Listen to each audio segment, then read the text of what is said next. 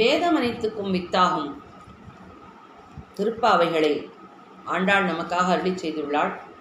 அதிலே 9வது பாடல் இன்றைக்கு தூமணி மாடத்து சுற்றும் விளக்கரிய என்று ஆரம்பிக்கிறது. இந்த பாடலின் அர்த்தத்தை நாம் இன்றைக்கு அனுபவிப்போம். எங்களது மாமனின் மகளே, தூய மணிகளால் செய்யப்பட்ட மாளிகையில் நாற்புறத்தும் விளக்குகள் எரிய அகில் போன்ற புகை மணம் இனிது கமழ துயில்வதற்கு ஏற்ற படுக்கையில் அழகான தூக்கத்தை ஒரு கலையாகவே பயின்று உறங்கும் பெண்ணே, அழகான கதவுகளை தாழ்பால் நீக்கி திறப்பாயாக. மாமி, நீங்களாவது அவளை எழுப்பக்கூடாதா? உங்கள் மகள் என்ன ஊமையா, செவிடா, சோம்பலா? அவளுக்கு யாராவது மந்திரம் போட்டு அவளை எப்போதும் உறங்க செய்து விட்டார்களா? பெருமாயன், மாதவன், வைகுந்தன் என்று இறைவனது திருநாமங்கள் பலவற்றையும் கூறிக்கொண்டு வந்து வாசலிலே நாங்கள் நிற்கிறோம். தூமணி மாடம், தூய்மையான இரத்தினங்களால் செய்யப்பட்ட மாளிகை. இங்கு ஒரு அழகான விளக்கம். பண்டை காலத்தில் அரசர்கள் தமது தேவிமார்களின் அந்தப்புற கட்டில்களில் அமைக்க சிறந்த மாணிக்க கற்களை கொண்டு வருவார்களாம்.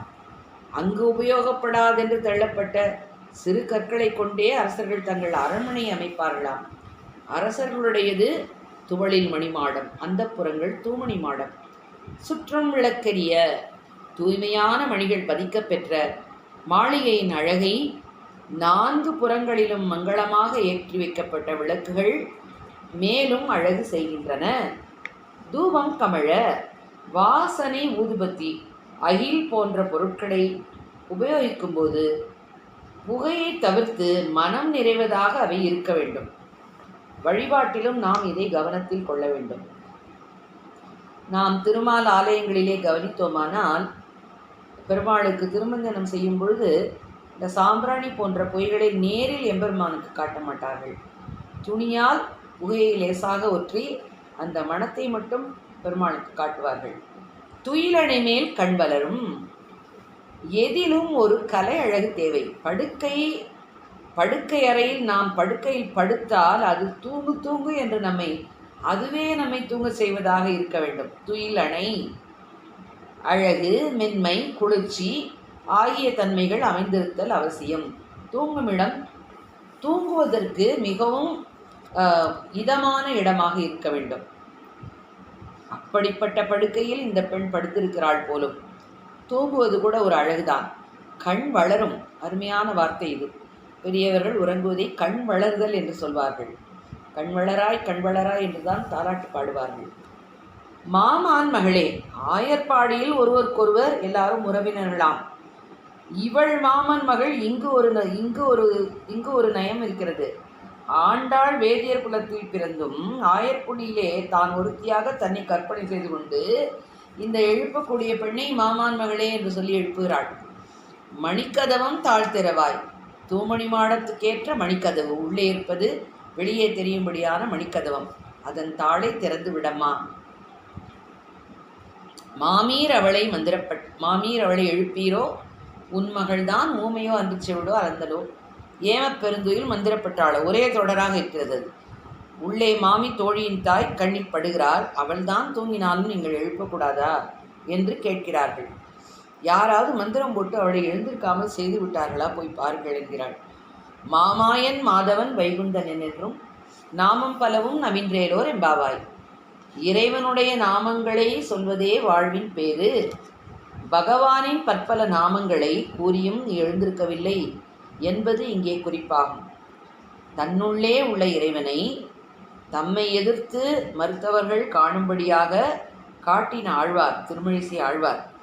திருக்குடந்தை ஆறாமுதனிடம் ஏற்பட்ட அந்த பரிமாற்றத்தால், அந்த ஈடுபாட்டால் அவர் ஆறாமுது ஆழ்வாராகவும் இவர் திருமழிசை பிரானாகவும் கொண்டாடப்படுகிறார்கள். திருமழிசை ஆழ்வாரை ஒத்த ஒரு பக்தி கொண்ட பெண்ணை இந்த பாடலில் எழுப்பதாக நாம் அர்த்தம் கொள்ளலாம். இந்த பாடலை நாம் சங்கீத வடிவில் இப்போது கேட்போம். தூமணி மாடத்து சுற்றும் விளக்கேறிய தூபம் கமழ தூயில் அணைமேல் கண்வளரும் மாமான் மகளே மணிக்கதவும் தாழ்த்திரவாய்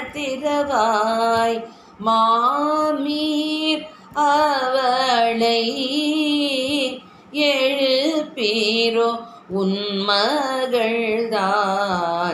ஊமையோ அன்றி சேவிடோ ஆனந்தலோ ஏம பெருந்துயில் மந்திரப்பட்டாளோ மாமாயன் மாதவன் வைகுந்தன் என்றென்று நாமம் பல நவின்றேலோரெம் பாவாய் தூமணி மாடத்து.